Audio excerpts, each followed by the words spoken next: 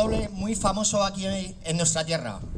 Y para que sepan qué paso doble es, voy a hacer una pregunta. ¿Quién viene por la carretera? Bueno, pues la carretera viene abarrotada de gente para ver a la mesonera de Aragón. Lo interpreta María José Les. Un aplauso para ella.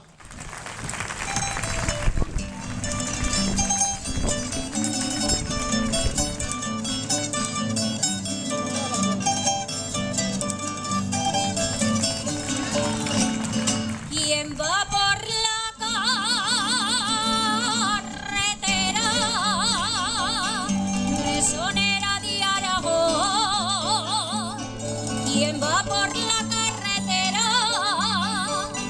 Llega siempre a mi mesón por ver a la mesonera, por ver a la mesonera, mesonera de Aragón.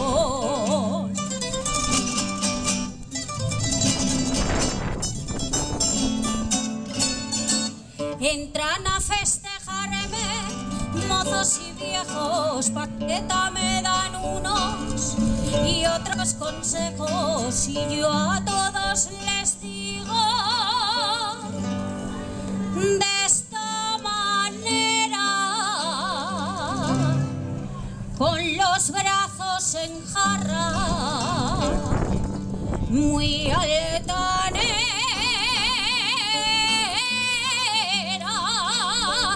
que mi corazón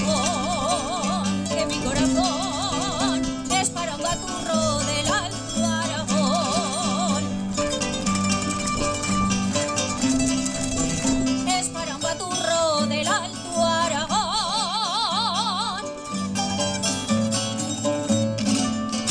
Bien vengan a mi casa los caminantes, pelean con Dios bendito, los trajinantes, los que conmigo sueñan,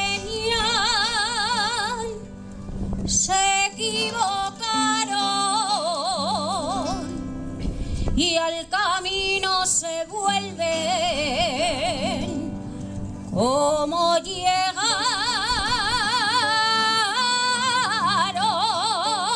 que mi corazón es para un gaturro del Alto Aragón, es para un gaturro del Alto Aragón.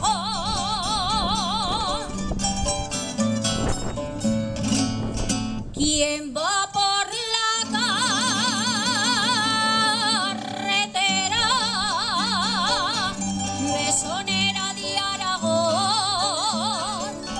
¿Quién va por la carretera?